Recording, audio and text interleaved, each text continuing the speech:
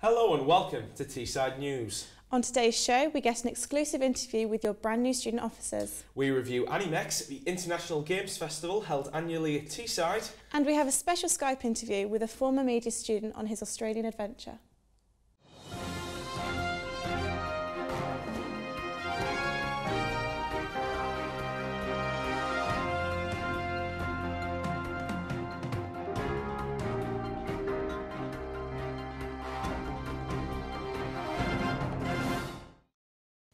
In our top story today, SU elections have once again hit students in another fantastic campaign to elect 4 new officers. This year, the results were closer than ever, and for the first time in 3 years, an incumbent was defeated. And joining us now in the studio are 2 of our brand new officers. We have Education Officer in Waiting Adam Howe and our brand new President-elect Ashley Menhurt. Well done to you both and thank you very much for joining us today. Thank you. So first of all, what made you want to run for your position in the SU? For me, I've been a student rep for the past 2 years, made changes within my school that I study in social sciences, business and law. I just felt there was more I could offer on a university basis, so education officer was the way forward for me. Okay. Similar to Adam, I've been a rep since first year, which is just over 2 years as a rep. And I've also taken part in lots of different things around uni, and I've seen like the impact that little change can make to students' lives. So I wanted to do that on a bigger scale and do that not just only for the School of Health but for the whole university. So why is it you think you both won then? Ooh, a tough one. Question. Who knows? So Yeah, is it? it's a mystery. I mean, we were out campaigning most days Yeah. from like 8, half 8 till well into the night. We're out there talking to students all the time, and that really helps getting out there, getting your face Yeah. seen. Mm-hmm. I had a giant sign that was carrying about, so it was just, I think, recognition. I think as well, like, we're both massively quite engaged already with students. Like, obviously both being reps. I play rugby, I do powerlifting, I do the nursing society. So like doing a lot of different things and around the issue, people know your face already. Yeah. I think that really helps.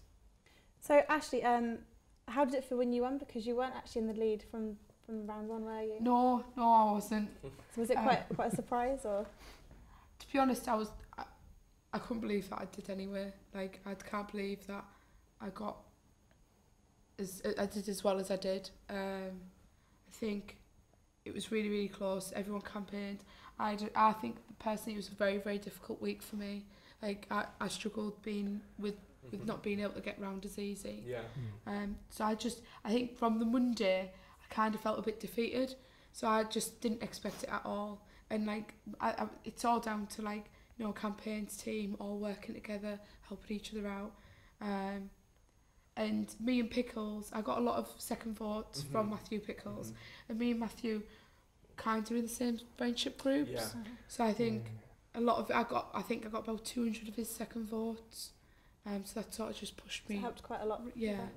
But yeah, it kind of, there's a lot of mixed reviews about the second voting system. So kind of I can imagine actually, because it's the alternative vote, isn't it, where you get to rank from 1 to 5. I mean, was Matthew happy when you won? Me and Matthew were quite like, we're really good friends with each other. That night he actually put me in a taxi home. Oh, in the pizza shop. He actually made sure I got home safe. So I can't Matthew's lovely. Like, we'd been quite friendly all the way through. Like, say we're in the same, he does men's rugby, I do women's rugby, being on mixed socials together. Yeah. So he's really happy for me. You know, it's not going to stop him from doing it again. It's only a first year. So, and I'll be only running for 1 year because of my nursing studies. Right. Fantastic. And Adam, of course, you're the first candidate in 3 years to defeat an incumbent, so congratulations on that. That must have been quite a hard challenge, though. I mean, did you think that would happen? What was Ryan's reaction when you won, or to you? I don't really know. It was kind of really shocked to me. I had a feeling it was going to be close, but like not 3 votes in it. Right. I think I had to watch the highlights to see how I reacted, because I was just in pure shock when it happened. But I've spoken to Ryan and he's pleased. He's pleased with me. Why did you actually decide to stand against an incumbent in the first place? I think if I hadn't done it this year, I probably wouldn't do it. Okay. I was looking at doing postgrad, Yeah. but I'm not sure whether after that I would run, so I thought I'm going to do it this year anyway, regardless. Even if someone else had been in office, I would have ran against them. Okay. Nothing personal, nothing against sure Ryan. So nothing was getting in your way to kind of get in there and get the votes? No, nothing. Just went for it. Good. But it's been something like that. We know each other quite well. We've worked, like we're best friends. We've worked together for like 2 years. Two and a bit years, yeah. And it's something we both did an employability internship over last summer. It was both something we both discussed then, wasn't it? So it's not like it wasn't like a spur of a moment. It just we've been planning it a while. Yeah, it's been like something that's been planned for a while. So what's the first thing you're going to do as being elected? Go out and talk to the students, I think. Find out what it is that they want. I do have plans of stuff I want to do as education officer, but going and speaking to them, making sure they know who I am, and they can come talk to me about anything. Do you think you'll get a good response from that? I hope so. Yeah. It shows that we're not just there in a position, we are for the students. Yeah. And as a rep, students do like it if you go and ask them their opinion on stuff, especially if you can get stuff changed for them as well. Definitely. So that's good. I think it's going to be very different because we've got a new VC, we've got the general elections. To say now what we plan to do would be very difficult because we don't know what it's going to be like. So like Adam said, going out speaking to students. The SU on tour, like when we spoke to, it's been going, is this the third year it's run? I think so, yeah. I think like it could do with a bit of a revamp and go back, maybe target more students, try and get more valuable feedback, work on different ways, different strategies. So yeah, speak to people. It's the main thing. We really. can try and get our students at partnership colleges involved more as well. Yeah.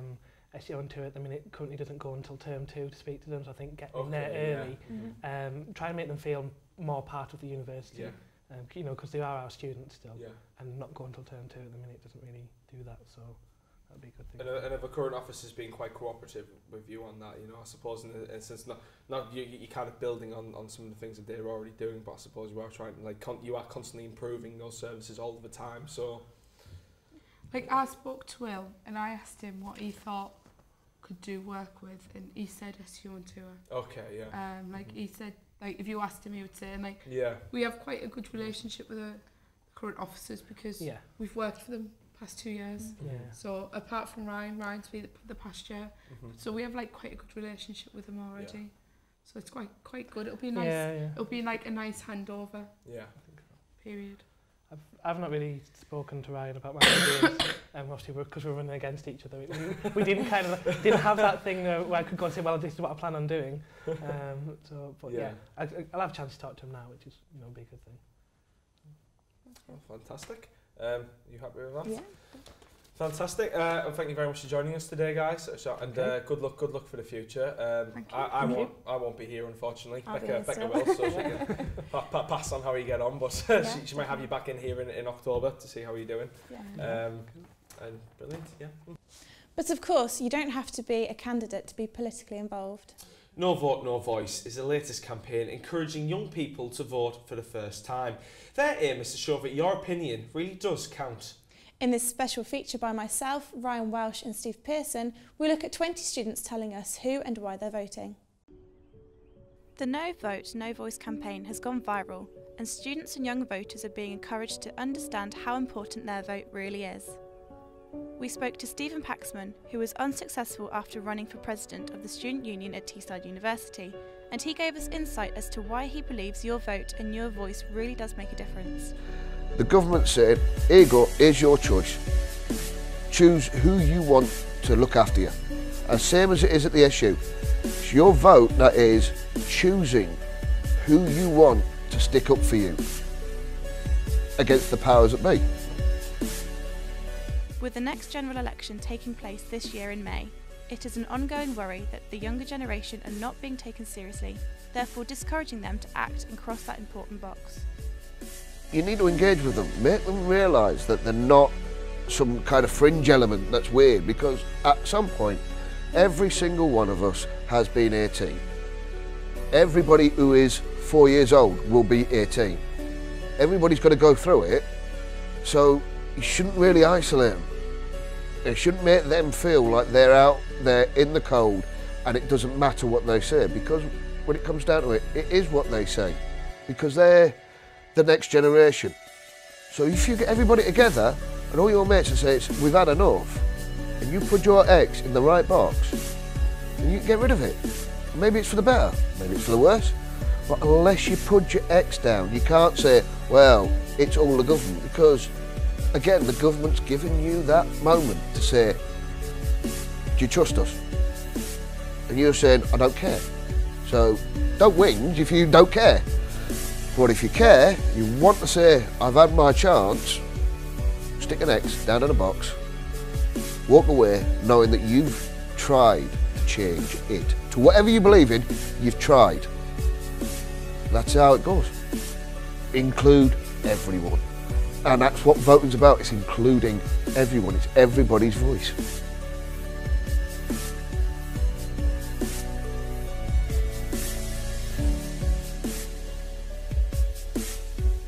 Because most of the policies relate to stuff that Russell Brand says, who I absolutely love. I just love his policies. Because I don't know enough about the parties. I'm voting for them because they are for the working people. Because can't take Ed Miliband seriously. Because I don't know anything about politics. I'm voting Labour because at the last general election I voted Liberal Democrats, and look at the mess we're in. I don't know, because I don't know too much about politics. Because I come from a family of miners and it's carrying on tradition. I'm waiting to listen to the news and read the papers to make my decision this year. I'm yet to decide. Because in the last 5 years things have improved, and I believe that they'll keep on getting better. Because I don't think my one vote matters that much towards the end result. Because they pledge more to do for their NHS, therefore I'm voting for them. Because I think they're aspirational, and I've seen more change since they've been in government than I ever have experienced before. It's more I know who I'm not voting for, because they all seem to be after the same thing, and it's more politics has become what politicians want and not what people in the country want. I want to be a libertarian because I want to live in a secular society. And because I don't really feel like any of the parties really represent anyone like me, so I don't think there's any point to it. Because the so-called big three don't appeal to me at all.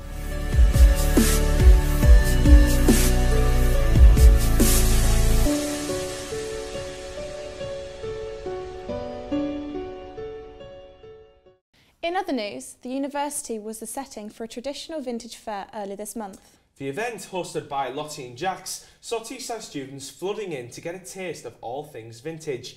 Natalie Devonshire reports. 1940s Britain was relived at Teesside University when the vintage fair arrived. Hundreds of university students, teachers and members of the public wandered in from the cold to sample a taste of vintage Britain. The fair was hosted by Lottie and Jack Events in partnership with Entrepreneurs at Tees, which saw over 20 local businesses take their place in the fair. From food to vintage clothing and craft stalls, there was something for everyone. Grace explained how vintage is a huge part of Middlesbrough fashion. So I think with vintage you get a little bit of everything, and I think there's so many different eras you can show. There's from the 40s to the 90s here today, and whereas if you just go to a food festival that's just one thing that they're selling. Yeah, I think it is a community. When you come to a vintage fair, I think it's all the North East independents working together. And vintage fairs have proven to be quite popular across Middlesbrough, and stallholder Caroline was pleased to see that the event was a success. It brings people together, because if you look around the fair today, there are all ages, from very young girls just starting out to right through middle-aged ladies to old ladies like me, retired. So it's right across the spectrum of ages, really. For some stall holders, this was a new environment, and Jen found that the vintage fair really helped her new business. Obviously there's a lot of talented people that have kind of had the guts to set up their own business, which is quite brave, and then these fairs, it's quite rewarding for them. Even if you don't sell a lot, you're kind of getting your name out there and your face, and if you can give people cards, then you never know what can become of that. So it was a fantastic event, not only for the stall holders, but for Teesside University students too. And the Vintage Fair will hopefully return to Teesside University. In other cultural news today, a former student at Teesside is on his way to success after being employed by a major digital company. Matthew Norman set out for Australia a year ago and he's never looked back since. Until now, where he's agreed to talk to us in the studio over Skype link.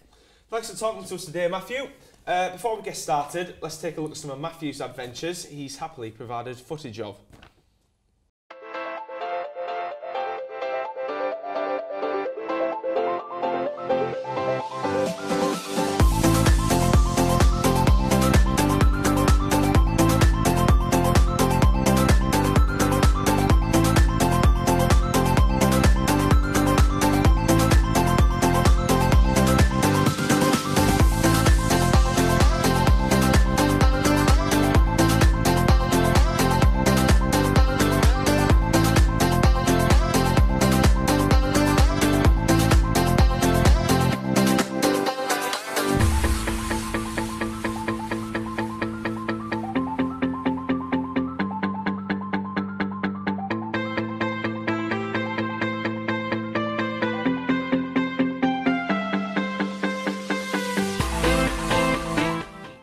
Okay, well, again, thank you very much for joining us today. So can you just tell us a little bit about actually how you ended up in Australia? I believe it was something to do with your LinkedIn profile, if I'm right.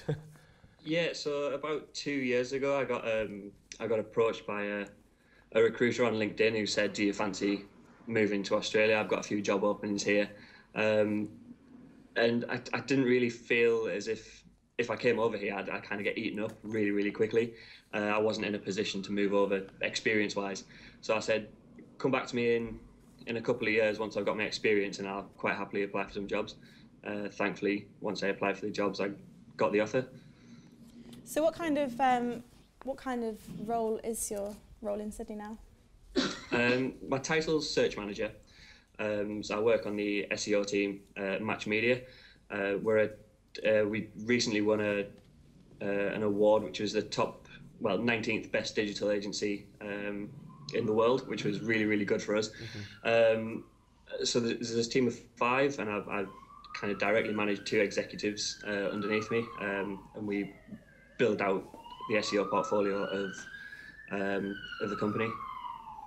Oh, fantastic. And how is your life in Sydney different to the northeast of England? I would imagine there's quite a difference in the weather. Yeah, that's the main thing you notice as soon as you step off the plane. Although saying that, the first 2 or 3 days I got here, it poured down, which wasn't ideal. I thought I'd been robbed. Yeah, so I don't work too far away. Don't live too far away from work. So it's not too bad on a morning because you have to wear jeans and a t-shirt. So rather than wearing shorts when it's 30 degrees, you have to wear jeans and it's not too comfortable. So you kind of got to be prepared for sweating a lot. It might sound a bit grim, but that's the reality of it, yeah. That's the major difference is the weather. Other differences are crossing the road, as daft as it may seem. Australian drivers are nutcases. Really? Nobody beeps at anybody else, so you can be cut up, and the taxi driver's like, it's just part of living here. And crossing the road, people just drive at you, and then emergency stop even if they've seen you from 100 metres away. Wow. Could you tell me what's most appealing about living and working in Sydney? I never actually thought I'd be like a city boy, to be honest. Living in London or Manchester or Birmingham, places like that, never appealed to me when I'd been in Middlesbrough. So I kind of surprised myself by thinking, I'll move to Sydney because it's a big city. It's one of the major cities in the world. I think what I most enjoy is just the cultural diversity. Mm-hmm. I'd never imagined that there'd be so many like Far Eastern Asian people here. It's just crazy walking down the street. and there's so many different languages and ethnicities about, and then they've got their own little community. So there's a Chinatown and there's a Koreatown and a Thai town, and it's really like it's kind of opens your eyes a bit to what else is out there outside of England. Oh wow! So what's your favourite part of that then, or district? Oh, Korean food actually. Really? Unbelievable. Yeah. So you think KFC is good? Wait till you try Korean chicken. it's perfect. So yeah, I had some tonight in the park watching the sunset, which was really nice. But I think Korean towns is the best place. Seoul's probably the next place on my list to go. So is there a downside to living so far away from home, or are you starting to get used to it now? I was never not used to it. As strange as it sounds, it kind of feels as if I'm on just a permanent holiday. So I don't. It's not as if I'm here to work. I'm just, I go to work 5 days a week, and then I'm on a holiday for the other 2. And even after work, you just go out and you've got drinks, or you've got to meet clients, or you've got, there's always something going on. So I went to the Cricket World Cup 2 games a couple of weeks ago. I've got Les Mis is just starting next week. I've got tickets to see that. It's non-stop. But I think that the thing I miss most is obviously family is a huge thing. I miss my granddad's 70th and my brother's 18th, which is kind of gets you down a little bit because they're major events. Yeah. But other than that, I've kind of just got off the plane, got on with it, and it's awesome. Skype's really, really helpful to help you to not miss people because you can speak to them every day. Have you found it's quite a friendly atmosphere while you've been there, in terms of kind of the people that you meet and your work colleagues? Yeah, it kind of helps having this really weird accent that not many people have heard before. So as soon as you start speaking at a bar or even at work to new clients and stuff like, so where are you from? And that instantly gets you on it breaks the ice, and you can just start talking to people, and then they're really intrigued about where you're from. Being from Teesside, your kind of main bragging right is, I was from the town that built the Sydney Harbour Bridge, and like, oh wow, I didn't know that, because nobody knows about Teesside, but they all know about the Harbour Bridge. So have you got any advice for students that are thinking of travelling and working in large cities abroad, such as Sydney? Well, I never did travelling as a thing. I was always just got straight out of uni and went working. So I'd kind of like to do travelling a bit, just to see the world. Travelling and working, a lot of people do that, so you can get a year visa and work for up to a year. And then if you do 3 months agricultural work, you can get another working holiday visa. It means you can work again, or you can get sponsored. To get sponsored, you genuinely do need a degree. Otherwise, they're not going to sponsor you. It needs to be in a relevant field that Australia needs a workforce in. Obviously, the better degree against the competition out there, the more chance you've got. So I'd just strive for a first is all I can say. Yeah, experience helps. It helps massively. I think you do need a lot of work experience before you actually come over here, because they're not prepared to pay for somebody who hasn't got any experience in the role. And sponsorships are very expensive, because usually companies will pay for a sponsorship.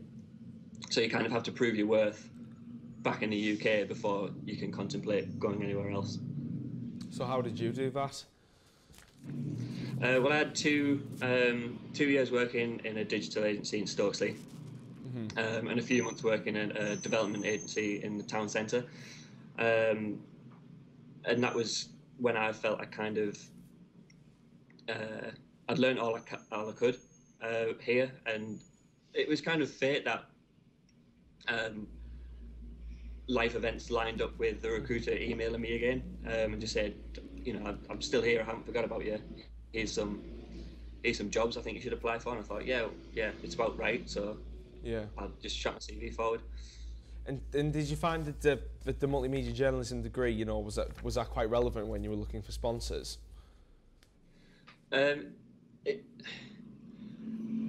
Yes, because there's kind of a niche in the industry where content and marketing and SEO meet, and there's not many people who can do all three. So my degree purely because of my degree, I got my first job. I just got a phone call one day, said, I've seen your CV on Reed. We like your qualifications. We need someone who can write content. There's a job here if you want it. And I was like, well, I can't say no. I was struggling for a job.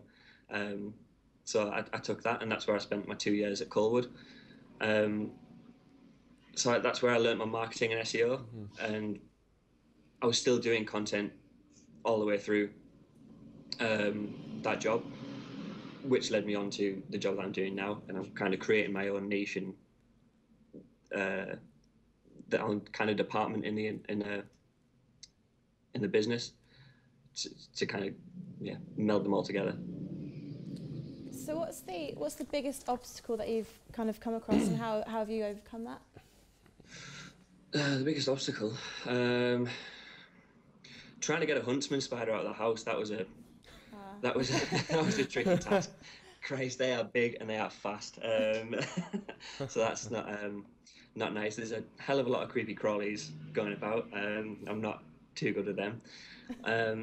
On a professional basis, I suppose just coming to a new continent, a new country, pretty much as far away from home as you can get. The people think differently, so marketing to people in Britain is different to marketing to people in Australia, especially, as I said before, with that cultural difference. So people are expecting different things. So that's kind of the biggest thing I had to learn and grow. Okay, great. Is that?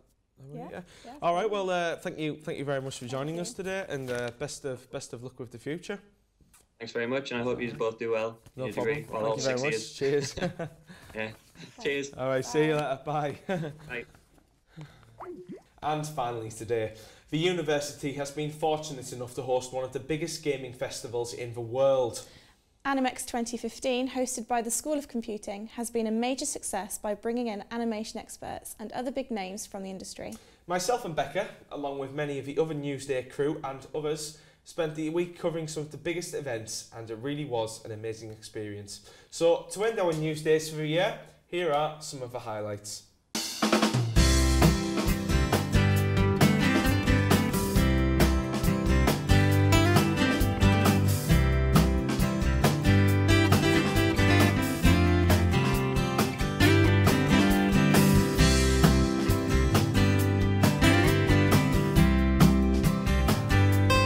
Animex gives so many opportunities for the students, so they get to hear from the best in the industry, they get to ask them questions, and then they also get to network with them in the evenings as well. So to get to chat to them, show their show reels, find out about what it takes to get into the industry, and we also have a series of workshops where they can actually sort of go in there and learn from the best. There were 95 people on our team, and so to be clear with the direction of where we were going and what it was needed on every single shot was huge. Time management obviously is a big one too, and just strategy, but and then just a clear vision. I think that's the key to getting these things done, is being able to tell people this is what you're doing, here's why you're doing it, and here's how you can do it better. And so communication is key to the whole process. If you want to be an animator, focus on the animation. Don't focus on how it looks necessarily. It's got to look okay, right? It's got to look convincing, but I mean, you don't have to have a beautiful render. Just make sure you focus your time and attention on the animation. Meet as many people as you can who work in games, and not just on Twitter or on Facebook, but actually meet them in person. Learn about what they do, learn about what they're looking for, because even if you've got the best portfolio in the world, it might not be suited to the project you're joining. I love having my own original creations. So I love doing commercial work. I did I did a Batman story, and that was a great experience. I've written Spider-Man. I've written Disney stories, and I've done work on properties like Samurai Jack and Dungeons and Dragons, stuff that's near and dear to me. But making my own stories and having people respond positively to them is like nothing else.